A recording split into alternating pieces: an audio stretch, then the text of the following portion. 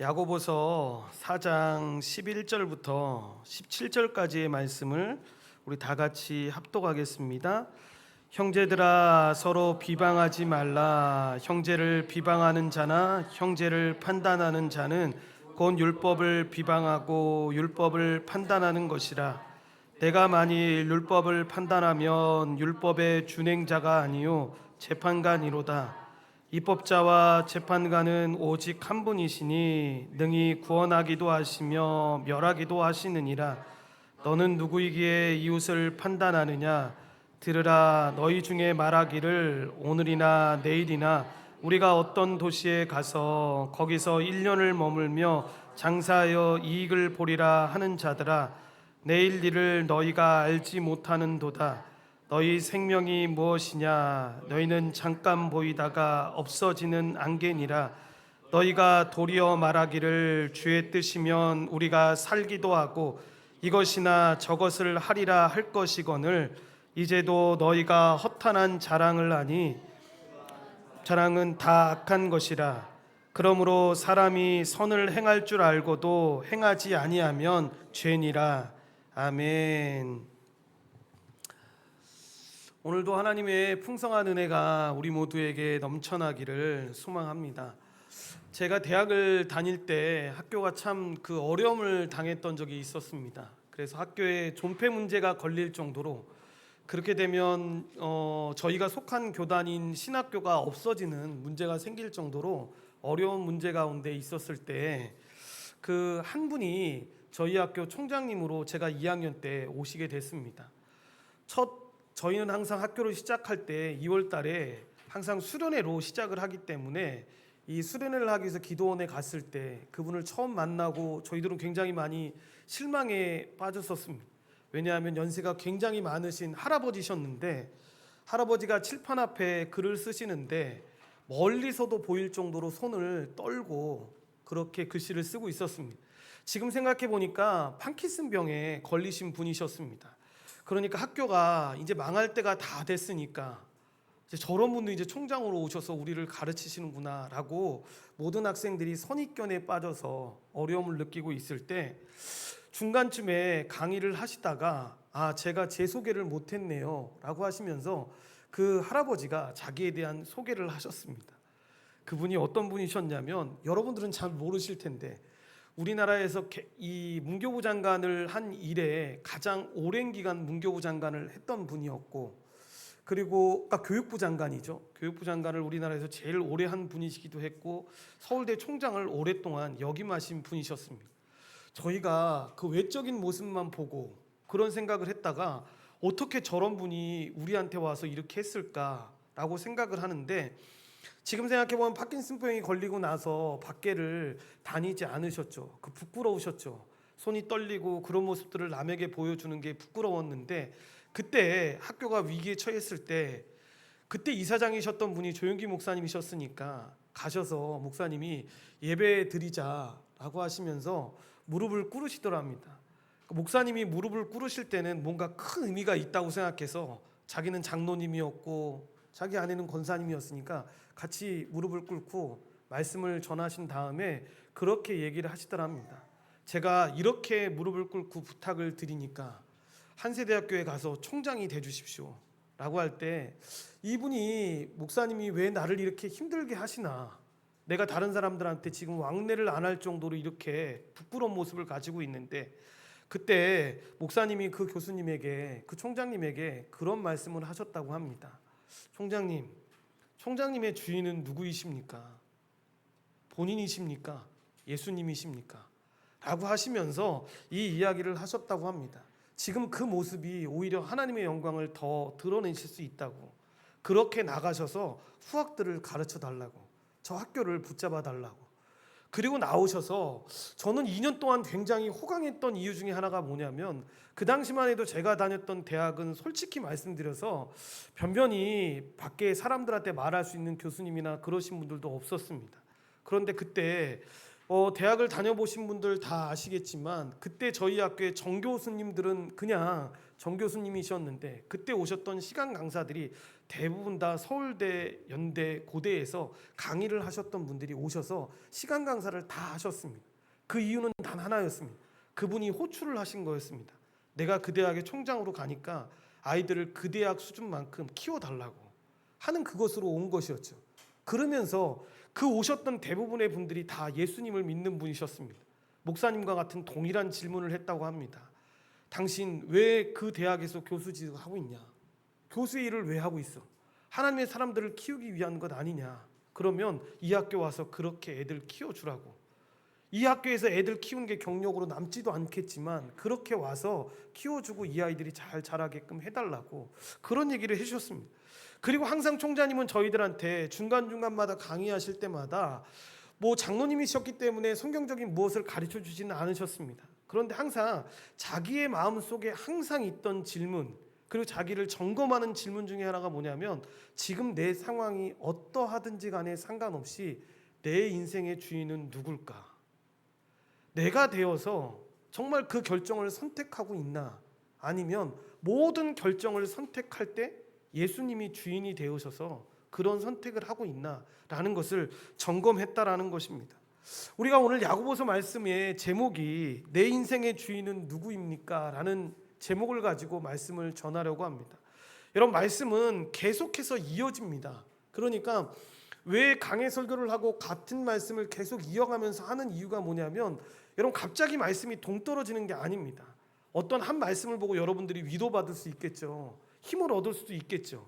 그런데 그 성경의 문맥에서 그 말씀이 왜 그 부분에 들어갔는지를 잘 봐야 한다는 거죠. 그래서 항상 설교할 때마다 우리가 그동안에 배웠던 내용을 먼저 간단하게 정리하고 넘어가는 이유는 오늘 배워야 될 이 말씀도, 우리가 살펴봐야 될 이 말씀도 갑자기 떨어지는 게 아니라 지금까지 전해왔던 말씀과 이어지기 때문입니다. 야고보서는 계속해서 우리에게 뭘 말합니까? 참된 믿음은 반드시 삶으로 나타난다라고 말합니다. 그러니까 믿음이라는 걸 이야기할 때 여러분, 단지 무엇을 아는 것을 가지고 믿음이라고 이야기하는 게 아닙니다. 그 말씀을 들었다면 우리의 생각과 말과 행동이 여러분, 우리의 관계까지 변화되어야 한다라고 이야기를 하는 것입니다. 그래서 야고보서가 그동안 이야기했던 믿음이 어떤 겁니까? 시험을 가운데 인내하는 믿음, 말씀을 듣고 행하는 믿음, 혀를 다스리는 믿음, 그리고 위로부터 난 지혜로 따라 살아가는 믿음에 대해서 우리가 그동안 살폈었습니다. 그리고 3장에서 두 종류의 지혜를 우리에게 보여주었습니다. 땅에서 난 지혜는 어떻다고 했습니까? 시기와 다툼을 만들어낸다라고 이야기했습니다. 그리고 위로부터 난 지혜는 깨끗하고 화평하며 관용과 긍휼을 나타내고 선한 열매를 맺게 한다라고 이야기했습니다. 그러므로 우리의 삶에 어떤 열매가 우리의 지금 삶에 맺혀 있는지만 봐도 여러분, 우리가 어떤 지혜를 따라 살고 있는지를 알 수 있다라는 거죠. 아무리 본인이 위로부터 난 지혜를 따라 나는 살아가고 있어요 라고 말해도 그의 삶 가운데 시기와 다툼과 이 평화가 없는 삶을 계속 살고 있다면 그 사람은 지금 자기 스스로는 위로부터 난 지혜에 따라 살아가고 있다고 이야기한들 그의 삶이 여러분, 땅에서 난 지혜에 따라서 살아가는 것과 다를 바가 없다라는 거죠. 그런데 우리 안에 문제가 있다고 했습니다. 뭐냐면 여러분, 우리가 이것을 알고 있습니다. 모르지 않는다라는 거죠. 교회에서 한 번만 말씀을 들어도 위로부터 난 지혜가 뭔지, 그리고 그렇게 살아야 되는지를 알고 있습니다. 그런데 문제는 뭡니까? 왜 화평해야 되는 것을 아는데 다투는지, 왜 사랑하면서 살아가야 되는지를 알고 있는데도 불구하고 미워하는지, 하나님을 사랑한다고 고백하면서도 왜 나는 계속 세상을 사랑하는지 여러분, 우리 안에 의문이 들 때가 있다라는 것입니다. 야고보는 그 뿌리를 야고보서에서 이 우리 마음속의 정욕과 욕심에서 찾는 겁니다. 쉽게 말하면 하나님을 사랑하는 것보다 지금 말하는 우리 마음속에 있는 그 정욕과 욕심을 더 사랑하기 때문에 그런 일들이 일어나는 것입니다. 그래서 우리가 욕심을 붙들 것인가 하나님을 붙들 것인가 라는 질문을 함께 나누었습니다. 여러분, 이때 성경은 단순히 욕심을 버리라고만 말씀하지 않습니다. 왜냐하면 우리의 힘으로 죄를 이길 수 없다라는 걸 알고 있기 때문입니다. 여러분, 오히려 하나님께 가까이 나아오라라고 이야기합니다. 세상 사람들이 생각하기에는 이해할 수 없는 답인 거죠.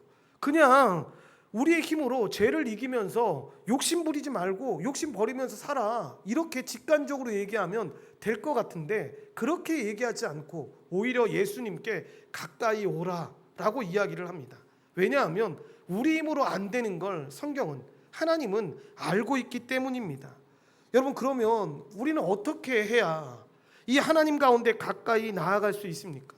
이건 역시도 예수님이 길을 열어주셨다라는 것을 기억해야 합니다. 그래야지만 가까이 나아갈 수가 있는 것입니다. 그리스도께서 십자가에서 우리의 죄를 대신 지심으로 여러분, 하나님과 우리를 화목하게 하셨습니다. 무슨 이야기입니까? 여러분, 우리는 우리의 의가 아니라 그리스도의 의를 의지하면서 하나님께 나아가는 거죠. 이걸 지난 시간에 우리가 붙들었던 더 큰 은혜다라고 설명할 수 있는 것입니다. 하나님께서 교만한 자들을 물리치시고 겸손한 자들에게 은혜를 주신다라는 말씀처럼, 하나님께서 우리가 하나님을 떠나려고 할 그때에도 하나님께서는 우리를 포기하지 않으시고 다시 하나님께로 돌아오게 하신다라는 것입니다.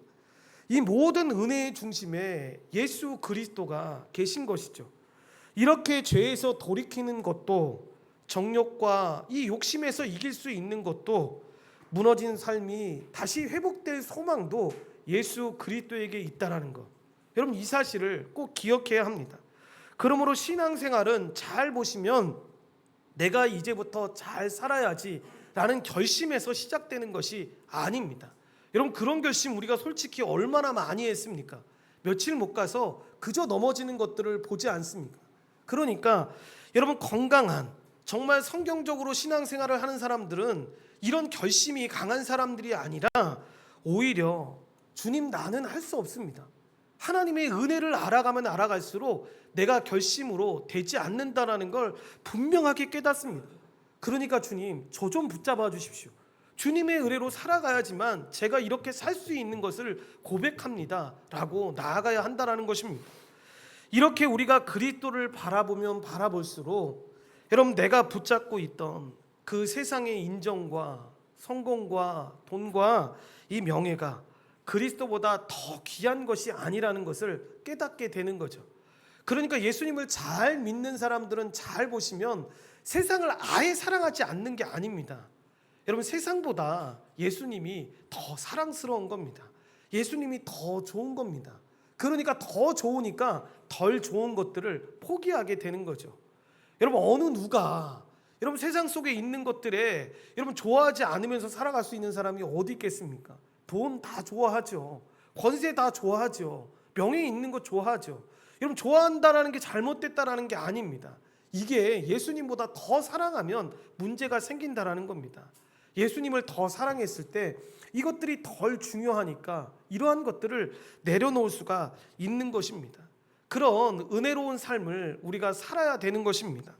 그렇다면 오늘 한 걸음 더 나아가서 하나님께서 그렇게 그리스도 안에서 우리를 화목하게 하셨고 우리를 용서하게 하셨다면 그 은혜를 받은 우리는 어떻게 살아가야 하냐라는 것을 오늘 말씀에서 이야기하는 겁니다. 오늘 본문에 보면 크게 세 부분으로 나눌 수 있는데 11절에서는 다른 사람을 비방하고 판단하는 문제를 말씀합니다. 그리고 13절 이하에서는 내일을 자랑하며 자기 인생을 자기 뜻대로 계획하는 문제를 말씀합니다.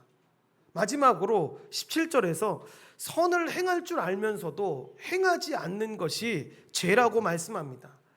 여러분, 지금 말씀드렸던 이 세 가지는 정말 하나도 접촉점이 없는 것처럼 다르게 보입니다. 그런데 잘 보시면 똑같은 하나의 뿌리를 가지고 있다는 걸 우리가 알게 됩니다. 그게 뭐냐면 바로 내가 내 인생의 주인이라는 마음입니다.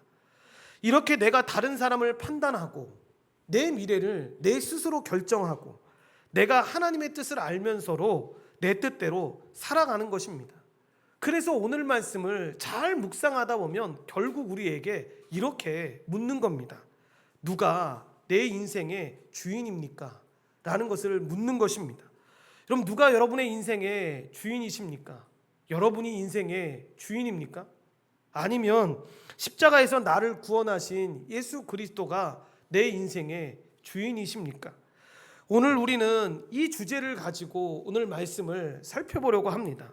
여러분, 이 말씀을 통해서 우리가 정말 삶을 살아가는 동안 여러분 삶을 바꾸려고 애쓰기 전에 먼저 우리를 위해서 십자가를 지시고 지금도 우리를 바라보고 계시는 그 예수 그리스도를 은혜가 우리 가운데 넘쳐나기를 소망합니다. 아담의 불순종 이후에 여러분 사람은 자기만을 위하는 이기적인 이 악한 정욕의 포로가 되어서 욕심이 잉태하여 죄를 낳고 죄가 장성하여 사망에 이르는 존재가 누구나 다 되어버렸습니다. 각계각층의 전문가들이 21세기에 직면한 경제적인 문제들, 이 정치적이나 사회적인 환경적인 문제들을 말하는데 여러분 실제로 이 모든 것의 근원은 여러분 정욕입니다. 그러니까 여러분 부의 현상도 마찬가지입니다. 굶어서 죽는 사람들이 있다고 하는데 실제로 보면 아프리카에서 그렇게 굶어 죽는 사람들도 여러분 어떤 경제학자가 이야기했던 것처럼 모든 부가 여러분 나눠지기 시작하면 굶어 죽는 사람은 전 세계에 있을 수가 없습니다. 하나님은 충분히 이 땅 가운데 살아갈 수 있게끔 만들어 놓으셨습니다. 그런데 그 정욕 때문에 하지 못하는 것이죠. 이렇게 정욕은 세상에 살아가고 있는 사람들의 모든 문제들을 유발시킵니다. 그래서 시기하게끔 하고 질투하게끔 만들게 합니다. 그리고 고통스럽게 하는 그 장본인이 바로 이 정욕입니다. 또한 하나님의 백성들의 내면에 끝없는 내적 갈등을 일으키는 건 역시 여러분 이 정욕입니다. 그래서 마음을 다해서 정말 힘을 다해 하나님을 사랑하고 나아가야 될 그리스도인들이 간음하는 여인처럼 세상을 사랑하게 만들어서 하나님과 원수되게 만드는 거죠. 그렇게 살지 말아야 하는데 살게끔 만드는 겁니다. 이 정욕을 이기지 못하면 죄를 이기지 못하고 여러분 죄를 이기지 못하면 사망에 이를 수밖에 없는 거죠. 인간의 딜레마가 여기에 있는 겁니다. 도무지 정욕을 이기지 못하고 죄를 이기지 못하는 현실 가운데 놓여 있는 겁니다. 이렇게 죄를 지은 힘은 있는데 지은 죄를 처리할 능력은 없는 게 인간의 현실입니다. 이것이 우리의 문제입니다. 그러니까 구원이 무엇입니까? 라고 누군가가 물어본다면 이렇게도 대답할 수 있는 것입니다. 우리가 이기지 못하는 정욕과 그 죄의 힘보다 더 큰 하나님의 은혜가 임하는 것. 우리가 아직 연약하고 죄인 되었을 때에 그리스도를 십자가에 죽게 하심으로 우리를 향한 사랑을 확증하신 하나님께서 택한 백성들에게 성령을 통하여 이 은혜를 구체적으로 적용시켜가는 것이 구원이다 라고 설명할 수 있는 것입니다. 그런데 이 은혜는 여러분 잊지 말아야 합니다. 가만히 있어도 자동적으로 주어지는 기계적인 은혜가 아닙니다. 우리의 지정의에 구체적으로 적용되는 인격적인 은혜입니다. 여러분 이런 요구가 따라오는 거죠. 6절을 다시 보시면 그러나 더욱 큰 은혜를 주시나니 그러므로 일렀으되 하나님이 교만한 자를 물리치시고 겸손한 자에게 은혜를 주시느니라 라고 이야기합니다. 뭐라고 이야기합니까? 더욱 큰 은혜를 받기 위하여 어떻게 하라고 말씀하십니까? 교만하지 말고 겸손하라 라고 말씀합니다. 여러분 이 겸손은 세상 사람들이 말하는 뭐 손을 다소곳이 모으거나 뭐 사양을 잘하거나 자기를 낮추는 예의가 있는 사람들이 갖추는 그런 겸손을 말하는 게 아닙니다. 그것은 오히려 자기의 의를 높이는 또 다른 수단이 될 수도 있습니다. 성경이 말하는 겸손은 내가 죄의 정욕보다 약한 존재라는 걸 분명하게 깨닫는 겁니다. 하나님의 도우심 없이는 정신없이 죄의 정욕에 끌려다니다가 결국은 지옥으로 갈 수밖에 없는 구제불능의 사람임을 깨닫는 거죠. 그래서 그 처절한 자기은식으로 말미암아 여러분 하나님 앞에서 지키는 자기 위치입니다. 그러니까 예의가 아니라 이 위치입니다. 이렇게 죄인들의 구원은 여러분 우리의 위치를 하나님 앞에 바로 세우는 겁니다. 곧 겸손하게 낮추어서 은혜 받기에 합당하게 만드는 것으로 시작되는 것입니다. 더욱 큰 은혜를 주신다라는 그 말씀 뒤에 여러분 10절까지 하나님께 복종하라, 하나님을 가까이 하라, 너의 웃음을 애통으로, 너의 즐거움을 근심으로 바꾸면서 자신을 낮추라라는 말씀이 따라 나오는 것이 전부 그런 맥락입니다. 여러분, 그렇다면 그렇게 자신을 낮추어서 하나님께 가까이 하고 하나님께 복종하는 것은 뭐라고 이야기할 수 있겠습니까? 자신의 삶의 위치를 하나님의 아래, 곧 하나님의 말씀 아래 두는 것을 이야기하는 겁니다. 그 말씀에 구체적으로 영향을 받는 거죠. 그러니까 성경에 있는 말씀이 여러분 우리가 그저 듣고 그저 넘기는 그런 말씀이 아니라 내 모든 삶이 그 말씀의 영향 아래 있습니다. 자기의 위치가 그 바로 하나님의 그 말씀 앞에 있습니다 라는 것을 인정하는 거죠. 그러니까 당연히 여러분 위치의 겸손이 당연히 따라올 수밖에 없는 것이죠. 그렇게 하나님의 말씀 앞에 자기의 삶을 두는 자가 여러분 겸손한 자에게 주시는 더욱 큰 그 하나님의 은혜를 받아 누리면서 살아가는 사람의 모습인 것입니다. 여러분, 그러면 그 반대는 무엇이겠습니까? 우리가 잘 아는 것처럼 교만입니다. 11절 이하의 내용을 잘 보시면 하나님의 물리침을 초래하는 그 교만을 버리라는 권면이 나옵니다. 11절과 12절 말씀을 우리 다시 한번 합독하겠습니다. 형제들아, 서로 비방하지 말라. 형제를 비방하는 자나 형제를 판단하는 자는 곧 율법을 비방하고 율법을 판단하는 것이라. 내가 만일 율법을 판단하면 율법의 준행자가 아니요 재판관이로다. 입법자와 재판관은 오직 한 분이시니 능히 구원하기도 하시며 멸하기도 하시느니라. 너는 누구이기에 이웃을 판단하느냐라고 이야기합니다. 이 비방이라는 단어의 원래 뜻이 상대방이 없을 때 그 사람 뒤에서 헐뜯고 욕하고 비난하고 깎아내리는 것을 의미합니다. 그러니까 비방은 여러분 단순히 그 사람의 평가인 이 판단이 우선되어야 하는 것을 이야기하는 겁니다.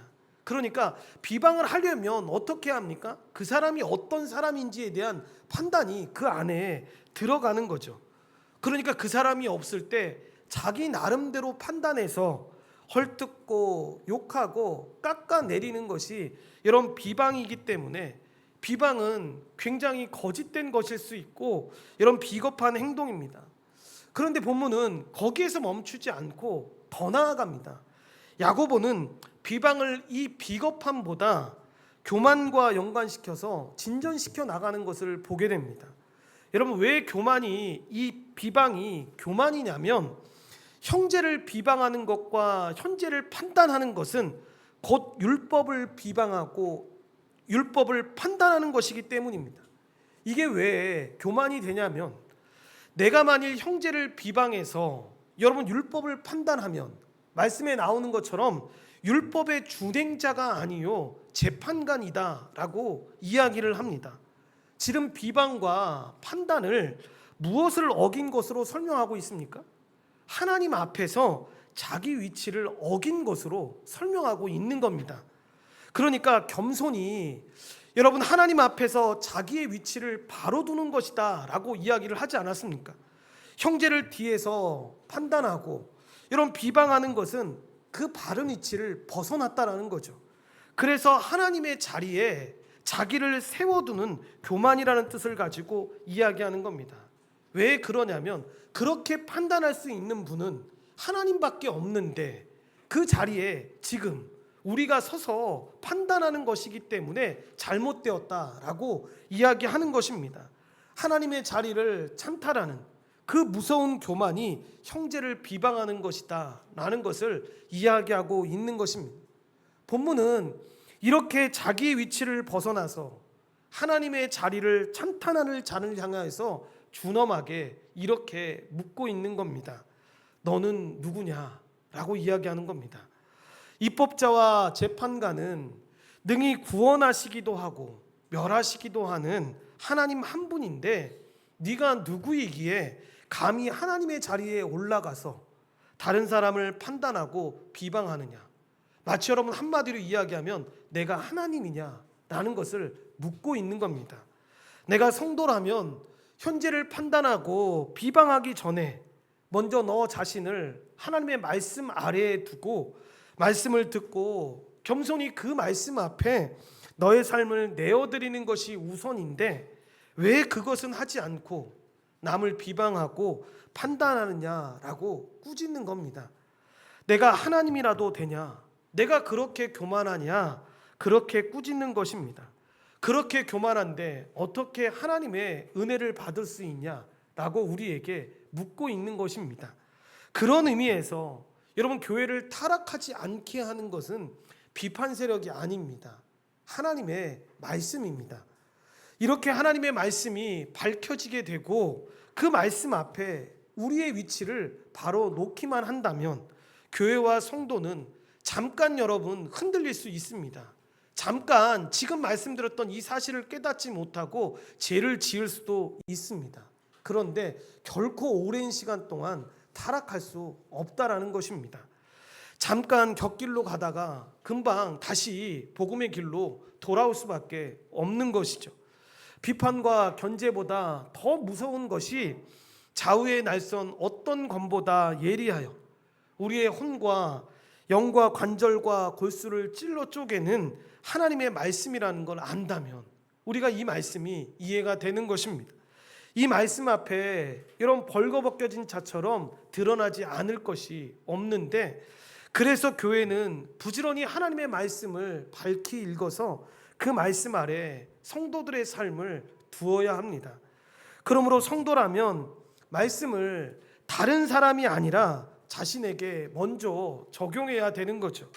그것이 더욱더 큰 하나님의 은혜를 계속해서 공급받는 비결입니다. 그렇다면 질문이 나올 수 있겠죠. 그럼 목사님, 교회와 성도는 아무런 판단도 하지 말아야 합니까? 성경이 판단 중지를 말하고 있는 것입니까? 라고 물어볼 수 있습니다. 전혀 그렇지 않습니다. 여러분 마태복음 7장 1절부터 5절을 보시면 예수님이 이렇게 말씀하십니다. 비판하는 사람이 자기의 눈에 커다란 들보가 있는데 그 들보는 보지 못하고 남의 눈에 있는 작은 티만 보니까 그 문제를 삼고 있는 것입니다. 자신의 눈에 있는 그 들보를 빼는 것이 우선인데 그것은 아랑곳하지 않고 남의 눈에 있는 작은 티만 비판을 한다라는 거죠. 이것은 정당한 비판이 아니라 이런 비방에 가까운 교만이라는 걸 가르쳐 주는 겁니다. 자신을 하나님 앞에 바르게 위치해야 되는 겸손한 사람이라면 다른 사람의 눈에 있는 그 티를 지적하기 전에 자신의 눈에 있는 들보를 빼내는 것이 우선이다. 이것이 겸손이다라고 말하고 있는 겁니다. 그러니까 성경은 지금 판단 중지를 말하고 있는 것이 아니라 먼저 나의 눈에 있는 들보를 발견하라는 거죠. 그리고 자기 자신을 먼저 점검하라는 겁니다. 그리고 나서 그렇게 권면하다라고 이야기하고 있는 것입니다. 정당한 비판은 당연히 그렇게 나오겠죠. 자기 눈에 있는 들보 빼려고 노력하고 그러면서도 다른 형제의 눈에 있는 티를 발견해서 설명해 주는 거죠. 더 하나님의 백성으로 잘 살아갈 수 있게끔 인도해 주는 거죠. 사실 하나님의 말씀 앞에 이렇게 바로 위치해서 살아가는 사람이라면 말씀 앞에 드러난 나의 들보를 그 들보를 가지고 있는 내가 얼마나 큰 죄인이라는 것을 안다면 다른 사람의 그 티를 바라볼 시간이 얼마나 되겠습니까? 그리고 그것을 이야기할 때 얼마나 조심스럽게 이야기하려고 하겠습니까? 여러분 오히려 내 눈의 들보를 위해서 주님 앞에 간구하는 시간들이 더 많아지겠죠. 하나님 이런 나를 불쌍히 여겨달라고, 내가 이런 존재라고, 주님의 은혜 아니면 감당할 수 없다고 하나님 앞에 더 기도하지 않겠습니까? 그렇게 더 하나님 앞에 무릎을 꿇고 감당할 수 없는 자기 자신을 하나님께 드리려고 하나님께 몸부림치게 되겠죠. 그게 바로 겸손한 자들의 모습인 겁니다. 더욱 큰 하나님의 은혜는 바로 이런 자들의 것입니다. 그래서 저는 저를 비롯한 많은 믿는 자들에게 가장 필요한 삶의 태도가 무엇이냐라고 이야기하면 성경이 말하는 겸손이지 않을까라는 생각을 합니다. 왜냐하면 하나님께서 교만한 자를 물리치시고 겸손한 자에게 은혜를 주신다라고 말씀하지 않았습니까? 그리고 이어서 그런 의미의 교만을 13절에서도 다루고 있습니다. 13절 말씀도 한번 우리 합독하겠습니다. 들으라, 너희 중에 말하기를 오늘이나 내일이나 우리가 어떤 도시에 가서 거기서 1년을 머물며 장사하여 이익을 보리라 하는 자들아. 아멘. 여러분, 무슨 이야기입니까? 이 본문에 돈을 벌기 위해 장사 계획을 세운 사람 한 사람이 지금 나오는 겁니다. 그는 지도를 보면서 여러 도시들을 정탐하고 그 도시의 환경이 어떠했는지를 점검했겠죠. 그래서 사람들이 무엇을 좋아하는지, 여기서 무엇을 팔면 장사가 잘 되는지 시장 조사를 마쳤겠죠. 그리고 마침내 자기가 장사할 도시를 선정을 하고 어떤 물건을 어떻게 운영하고 얼마에 팔지를 여러분 정한 겁니다. 기간까지도 1년으로 정했다라고 나오지 않습니까? 목적도 분명합니다. 장사의 이익을 남기는 것이 그의 인생의 여러분 목적입니다. 여러분, 이 사람이 하려고 하는 이 일이 나쁜 일입니까? 아니죠. 여러분, 지금 이 사람이 하고자 하는 일은 남을 죽이려고 하는 일이 아닙니다. 폭력이나 거짓이나 사기 행각을 벌이려고 하는 것이 아닙니다. 정당한 장사의 꿈을 꾸고 있는 겁니다. 어쩌면 여러분, 이 안에 장사를 하고 계신 분들도 있고 직장을 다니시는 분들도 있지만 여러분, 가장 많이 들을 수 있는 말이며 나도 기회가 되면 저렇게 열심히 일해서 돈을 열심히 벌어야겠다라고 하는 말을 일상적으로 우리 모두가 하는 말입니다. 여러분, 이건 비단 장사만을 이야기하는 게 아닙니다. 공부도 그렇고요, 취직도 그렇고 결혼도, 자녀 교육에 있어서도 이와 비슷한 말들을 우리가 얼마나 많이 합니까? 그런데 여러분, 중요한 건 뭡니까? 사도가 이때 이 사람이 마치 나쁜 짓이라도 한 것처럼 여러분 꾸짖고 책망하는 것을 보게 됩니다. 14절을 보시면 내일 일을 너희가 알지 못하는도다. 너희 생명이 무엇이냐? 너희는 잠깐 보이다가 없어지는 안개니라 라고 이야기합니다. 내일 일을 너희가 알지 못한다라는 말이 무슨 말입니까? 내일 일은 우리의 소관이 아니라는 거죠. 하나님의 소관이라는 뜻입니다. 이 사람은 지금 사람을 죽이거나 사람을 괴롭히지 않았습니다. 험한 말을 한 것도 아니었습니다. 그런데 훨씬 악한 것을 하고 있다라고 지금 사도는 이야기하고 있는 것입니다. 자기 소관이 아닌 내일 일을 자신이 주관하는 것처럼 계획하고 그 계획에 근거해서 헛된 자랑을 하고 있다라는 것입니다.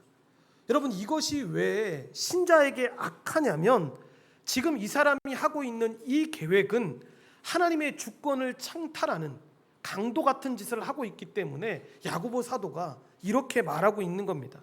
그러면 자연스럽게 이런 질문 따라오지 않겠습니까? 그럼 목사님, 그리스도인은 내일에 대한 계획을 전혀 하면 안 되는 겁니까? 내일 일은 우리의 주관 아니라고 했으니까 그럼 오늘 그냥 무작정 사는 대로 살라는 말입니까? 그렇게 사업 계획도 세우지 않고 공부하는 사람들이 계획도 세우지 않고 결혼 계획도 세우지 말고 살라는 말입니까? 라고 물어볼 수 있습니다. 전혀 그런 말이 아니죠. 성경이 지금 문제 삼고 있는 건 여러분, 장사한다는 계획 자체를 문제 삼는 게 아닙니다. 그 장사 계획을 세우는데 기본적인 마음 자세가 어떠냐를 지금 묻고 있는 겁니다. 지금 1년치를 생각하고 있는 이 사람의 생각과 계획에 자신의 생명이 하나님께 달려있고 자신의 계획을 성사시키는 분도 하나님이라는 가장 중요한 자세가 없다라는 것입니다. 지금 이 사람의 머릿속에는 그러면 무슨 생각만 있는 겁니까? 하나님의 간섭과 허락 없이도 내가 계획만 잘 세우면, 내가 일만 열심히 하면 얼마든지 성공할 수 있고 이윤을 남길 수 있다는, 그 부자가 될 수 있다라는 생각이 있기 때문에 그것이 지금 잘못됐다라고 이야기하고 있는 것입니다. 여러분, 이 사람은 불신자가 아닙니다. 야고보가 들으라 너희 중에 라고 말할 때 이 너희가 누구냐면 바로 교회의 교인들입니다. 그러니까 교인한테, 예수님을 믿는다라고 말하는 신자한테 생각과 계획과 말에 하나님이 없다는 것을 지금 이야기하고 있는 겁니다. 하나님의 뜻에 대한 겸손한 물음과 그 뜻을 구하는 가장 기본적인 신앙의 태도가 없다라는 것을 지금 말하고 있는 것입니다. 그래서 16절은 이들이 이렇게 꿈꾸고 계획하는 모든 계획과 자랑을 뭐라고 이야기합니까? 허탄한 계획이다, 허탄한 자랑이다 라고 이야기합니다.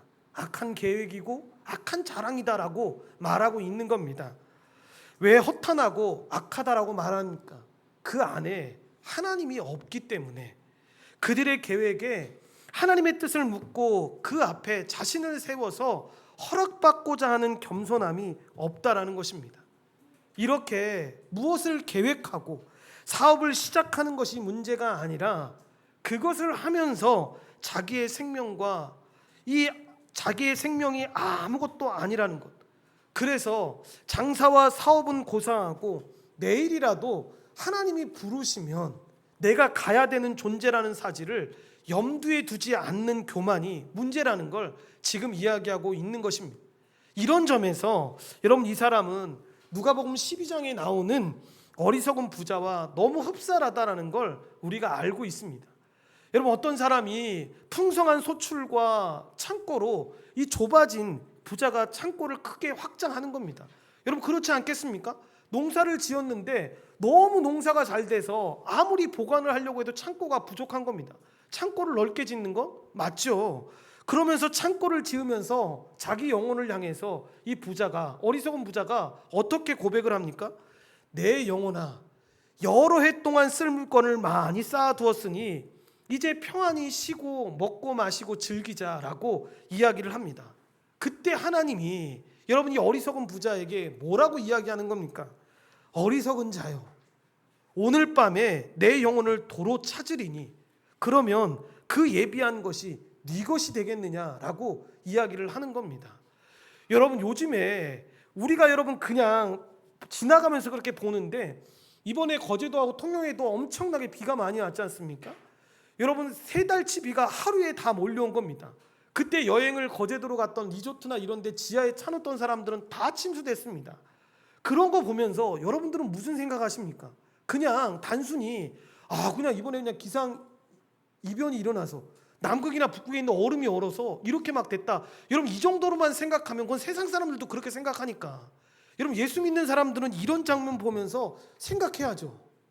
그 자연재해 앞에서 여러분, 아무리 인간이 준비를 하고 아무리 인간이 뭔가를 하려고 해도 여러분 하루도 살아갈 수 없다라는 걸 우리가 그런 걸 보면서 깨달아야 합니다. 주님이 한 번만 움직이시면 아무것도 아닌 존재 아닙니까? 아무리 우리가 견고하게 뭔가를 짓고 아무리 우리가 견고하게 뭔가를 지키려고 할 때 하나님이 한 번 톡 치시면 아무것도 아니 되는 것이 이 세상이고 우리라는 걸 분명히 알아야 하는데, 사람이 교만함이 있을 때 드는 생각이 뭐냐면 이 생각을 전혀 못한다는 거죠. 마치 내일이 있는 것처럼 살아가는 거죠. 내일 나는 반드시 살 거야, 몇 년이 지나도 나는 이 땅 가운데 있을 거야 라는 생각을 하게 되는 거죠. 내 생명의 주관자가 내가 아닌데 자기 위치를 분별하지 못하는 거죠. 내가 모든 것을 주관하는 자로 살아가고 있다라고 생각을 할 때 이런 결정들이 나오게 되는 겁니다. 15절에 나오듯이 여러분, 너희가 도리어 말하기를 주의 뜻이면 우리가 살기도 하고 이것이나 저것을 하리라 할 것이거늘. 이러면 이것이 신자의 정당한 태도인 겁니다. 하나님이 말씀하시면 그냥 그대로 살아야 되는 것이 우리의 인생인 건데 그렇지 않은 거죠. 마치 내 삶의 주인이 내가 된 것처럼 아무런 계획도 하지 않고 그냥 살아가는 겁니다. 그래서 오늘 사는 것도 주의 뜻이 있어야 하고 내일을 허락받는 것도 주님의 뜻이 있어야 하는데 그런 생각을 전혀 못하니까 여러분, 하루하루를 살아가는 동안에도 주님께 감사함이 없는 겁니다. 아침에 눈을 떴을 때에도 감사함이 없는 거죠. 왜냐하면 내 삶의 주인이 나니까 당연히 내일 되면 눈을 뜨는 게 맞지, 10년이 지나도 나는 살아있는 게 맞지, 내가 이렇게 노력해서 땀을 흘려서 이 모든 것을 얻었으니까 이렇게 살아가는 건 맞지라고 생각을 하는 거죠. 인생이 주의 뜻에 달려있는 것이 아니라 내 뜻에 달려있는 거죠.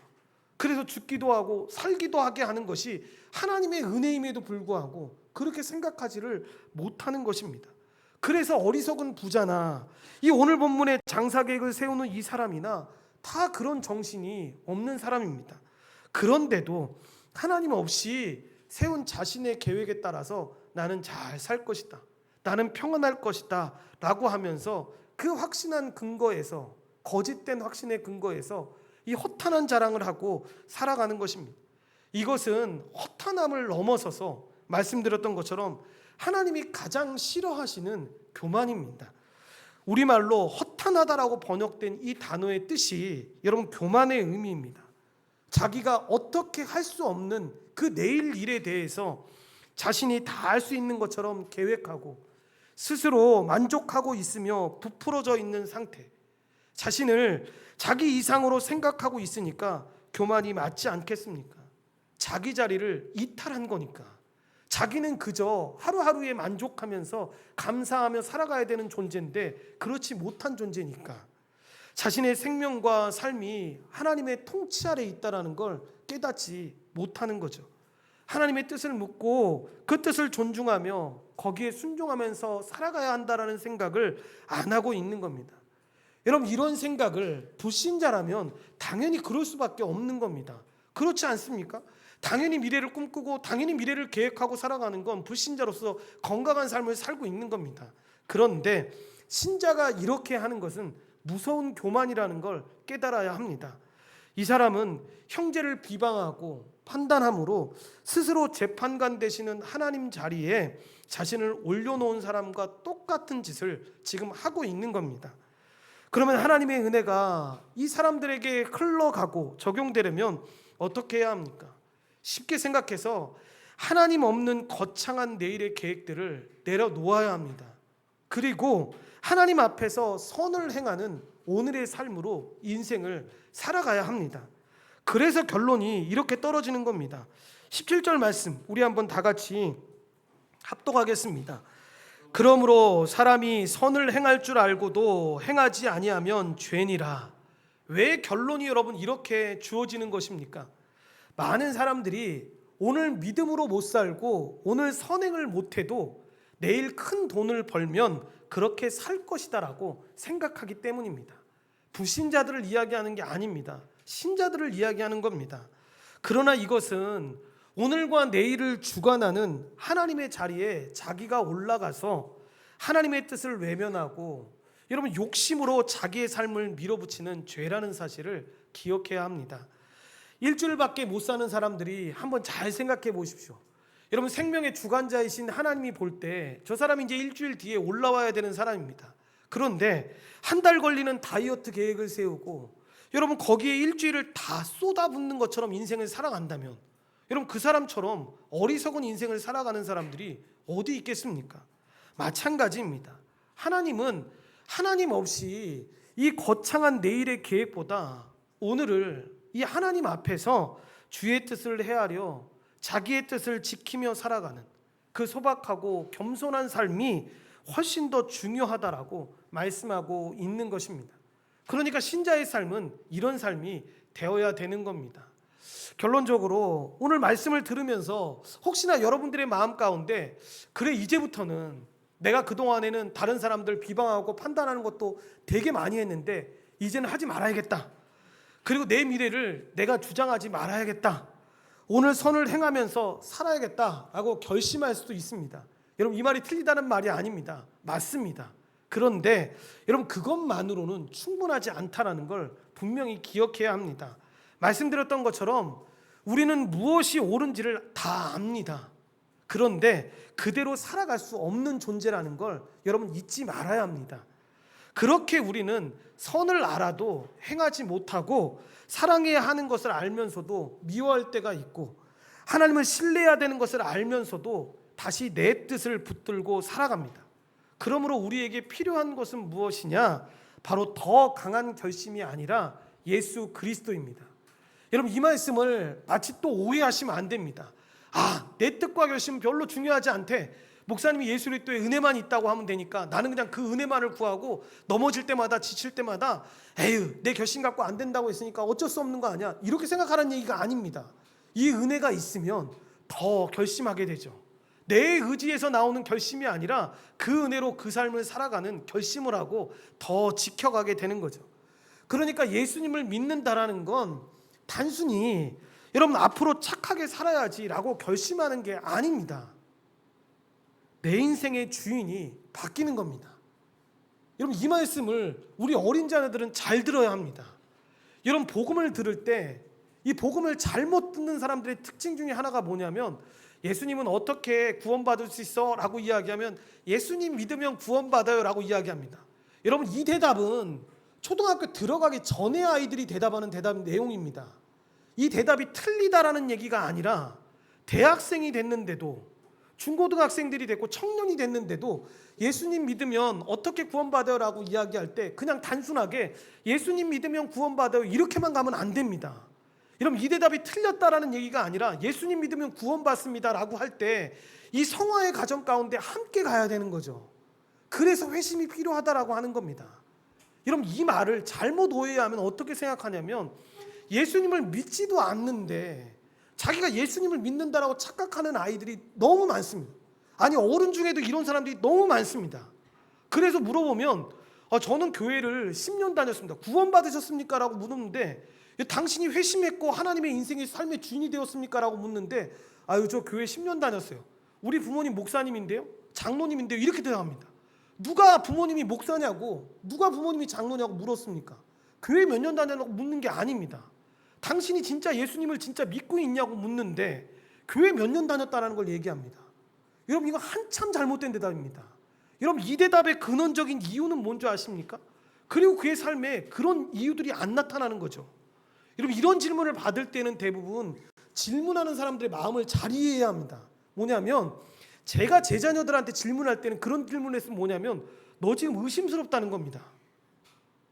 진짜 예수 믿는 사람인지 의심스럽다는 거예요.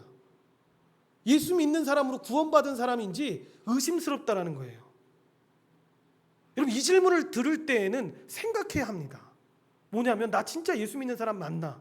라고 할 때 반드시 그 이어서 나오는 대답이 이 대답이 나오면 된 겁니다. 아빠 내 삶의 주인이 예수님입니다 라고 말하면 괜찮습니다. 그러면 이 아이 제대로 알고 있는 겁니다. 그런데 이 대답이 나오지 않고 그래도 내 욕심대로 내가 살고 싶은 대로 내 인생은 살고 싶어요. 구원받는 것만 예수님 믿어서 구원받고 싶어요 라고 이야기하면 예수님 믿는 걸 잘못 알고 있는 겁니다. 여러분 그렇지 않습니다. 예수님을 제대로 믿으면 있지 않습니까? 삶의 주인이 바뀌는 겁니다. 그래서 이전에는 내 삶의 주인이 나였습니다 라고 말했다가 여러분 예수님을 제대로 회심하고 믿고 난 다음의 대답은 여러분 다 가난해져야 된다는 게 아닙니다. 다 부해져야 되고 여러분의 병이 고침받아야 된다는 게 아닙니다. 여러분의 문제가 다 해결돼야 된다는 얘기가 아닙니다. 이때 여러분 얘기하는 겁니다. 내 상황과 환경과 관계없이 이전에 내 삶의 주인이 나였는데 이제는 내 삶의 주인이 예수님입니다. 그래서 이게 별로 중요하지 않아요. 예수님 때문에 내가 살아가요 라고 고백을 하는 겁니다. 여러분 이게 솔직히 진짜 예수님을 믿는 겁니다. 그러니까 입술로 누가 여러분에게 여러분 그렇게 얘기했을 때 불안하지 않겠습니까? 제가 어떤 청년에게 그런 얘기를 했는데 야, 너 그렇게 예수님을 믿는다고 하는데 죽을 때 되면 불안하지 않겠어? 라고 이야기하니까 단독 그런 대화를 할 때였으니까 얘가 했던 얘기가 뭔지 아십니까? 저도 목사님 솔직히 한 번도 가지 않아서 저도 솔직히 부담되고 무섭긴 할 것 같아요 라고 이야기합니다. 죽음에 대한 한 번도 경험하지 못한 거기 때문에 무서움이 있을 수 있죠. 그런데 여러분 내가 하나님 앞에 구원받은 사람이라는 것 자체 때문에 내가 진짜 받은 사람인가 말까? 이게 만약에 두려운 사람이라면 다시 생각해 봐야죠. 여러분 이런 사람이 정말 하나님 앞에 가게 되면 스스로도 멋쩍지 않겠습니까? 나는 진짜 믿는 사람인지 몰랐는데 하나님 앞에 왔네? 이런 생각 들지 않을까요? 그리고 진짜 정말 억울한 사람은 그런 사람 아닐까요? 나는 믿었다고 생각했는데 가보니까 지옥이야. 이게 어떻게 된 거지? 이 사람은 하나님을 믿지를 않았어. 교회를 믿었던 거지. 교회에 있는 사람들과 있는 것이 좋았던 거지 하나님을 믿었던 건 아니었던 겁니다. 그러면 여러분 그렇게 살 수 없는 거죠. 성경 어디에도 교회를 오래 다녀서 부모님이 어디 예수님을 믿어서 네가 구원받았다 이런 얘기 없습니다. 스스로가 하나님 말씀을 믿어야 되는데 이 믿음이 어떤 거라고 했습니까? 그냥 아는 게 아니라고 했죠. 그 누군가하고 이야기하면 성경에 대한 이야기를 할 수 있고 교회에 대한 이야기를 할 수 있는데 하나님에 대한 이야기를 못해. 예수님에 대한 이야기를 할 수가 없는 겁니다. 이 믿음이 없으니까. 그리고 이 삶의 주인이 바뀌지 않았으니까 그렇게 살아가지를 못하는 거죠. 당연히 그러면 여러분 우리가 하나님 앞에 기도할 때에도 그런 내용이 나오지 않겠습니까? 예수님이 나의 주인이시니까 주인으로 살아갈 수 있게끔 하나님 내가 그렇게 도와주십시오. 그러면 내 삶이 그렇게 바뀌지 않겠습니까? 누군가 나를 힘들게 하고 이런 판단하고 싶을 때에도 여러분 이 말씀을 생각하면 어떻게 되겠습니까? 주님 제 위치를 제가 알게 해주십시오. 제가 재판관이 아닌데 누가 지금 누구를 이렇게 비방하고 판단할 수 있겠습니까? 하나님 제가 제 위치 분명히 알게끔 해주십시오. 내일을 계획할 때도 어떻게 하겠습니까?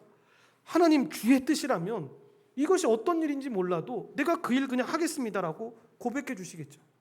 그리고 하나님께서 해야 될 일을 오늘 선할 일을 우리에게 보여주시면 어떻게 하겠습니까? 미룰 수가 없는 거죠. 당연히 오늘 순종하는 거죠. 하나님이 주신 일인데. 왜냐하면 우리에게 중요한 건 내일 우리가 무엇을 할 것이 아니라 오늘 하나님의 뜻대로 살아가는 것이죠. 그러니까 오늘 말씀 중에 정말 좀 기억해야 될 말씀 가운데 하나가 그런 말씀 아닙니까? 우리의 생명이 잠깐 보이다가 없어지는 안개와 같다고. 그럼 내일의 우리의 생명을 어떻게 보장합니까? 내일 다음 주에 우리가 또 만날 거라는 걸 어떻게 보장합니까? 믿음으로 고백하는 거죠. 다음 주에 또 만나서 신앙의 교제를 합시다라고 하는 거지. 하나님이 우리를 부르시면 내일 당장이라도 가야 되는 게 우리인 건데 그러면 삶이 달라집니다. 종말론이 제대로 여러분 종말론적인 신앙이 있는 사람들이 있으면 여러분 진짜 달라집니다. 뭐냐면 우리는 이단의 그런 잘못된 사상만 항상 듣다 보니까 그러는데 내일 만약에 우리가 주님 앞에 가야 될 영혼이라는 걸 분명하게 안다면 우리의 오늘의 삶이 어떨 거라고 생각하십니까? 오늘 사랑하겠죠. 더 여러분 섬기겠죠. 더 순종하면서 나아가지 않을까요? 내일 만약에 내 인생이 끝난다고 하는 것을 안다면 건강하게 그렇게 신앙하는 사람이라면 내 인생의 주인이 주님이시라는 걸 아니까 그렇게 살아갈 수밖에 없는 거죠. 그러니까 신앙생활을 하면서 주님 앞에 갈 때 마지막까지 갈 때 우리 인생에 자주 우리가 스스로 질문해야 합니다. 내 인생의 주인은 누구입니까? 나입니까? 아니면 예수님입니까? 그리고 그때에도 생각해야죠. 그렇게 살아갈 수 있는 것도 우리의 힘 때문이 아니라는 것. 먼저 사랑하시고 먼저 우리를 구원하시고 우리를 붙들고 계시는 예수 그리스도의 은혜 때문에 내가 이렇게 걸어갈 수 있다는 걸 기억해야죠. 어떤 책에 보니까 죄에 대해서 이렇게 이야기를 하고 있더라고요. 죄의 본질은 내가 있어야 할 자리에서 벗어나서 내가 주인이 되는 것입니다. 복음은 그 자리를 다시 회복하는 것입니다. 그렇게 내가 주인이 아니라 예수 그리스도가 내 삶의 주인이 되시는 것입니다. 결국 무슨 이야기를 하는 겁니까? 하나님께로 다시 돌아가는 겁니다. 그리고 그 자리에서 이렇게 고백하는 겁니다. 주님, 제 인생의 주인은 저가 아닙니다. 예수님만이 내 인생의 주인이십니다. 여러분 이 고백이 우리의 입술뿐만 아니라 우리 삶에도 나타나야 한다는 것입니다. 온전한 교회 모든 성도들의 삶이 그런 삶이 되어지기를 간절히 축원드립니다. 기도하시겠습니다. 하나님 감사합니다. 하나님의 은혜 가운데 우리를 불러주시고 인도하여 주셔서 모든 것이 다 하나님의 은혜로 이렇게 걸어갈 수 있음을 우리가 고백합니다. 그런데 그 은혜가 있었을 때 어떻게 우리가 살아가게 되는지를 야고보서의 말씀은 분명하게 보여줍니다. 이렇게 해야 구원받을 수 있어 라고 말하는 것이 아니라 진짜 은혜를 가진 자들은, 참된 믿음을 가진 사람들은 어떻게 살아가는지를 우리에게 보여줍니다. 물론 우리가 넘어질 때도 있고 낙심할 때도 있고 시험이 들어서 지칠 때도 있습니다. 그런데 우리가 분명히 압니다. 참된 믿음이 있으면 그렇게 넘어지고 좌절되고 실수할 그때에도 결코 지속될 수 없다는 걸 다시 하나님의 은혜로 아버지 하나님 우리가 회복되어짐을 보게 됩니다. 그 풍성한 은혜들을 우리가 기억할 수 있도록 도와주셔서 항상 우리가 놓여있는 그 자신의 위치를 잊지 않게 도와주셔서 하나님 앞에 우리가 지금 어디에 서 있는지 그 말씀 앞에 우리가 놓여있는 자라는 사실을 기억해서 하나님의 은혜를 구하며 살아갈 수 있도록 주님이 도우시고 인도하여 주시옵소서. 모든 걸 주님께 감사드리오며 예수님의 이름으로 기도드리옵나이다. 아멘.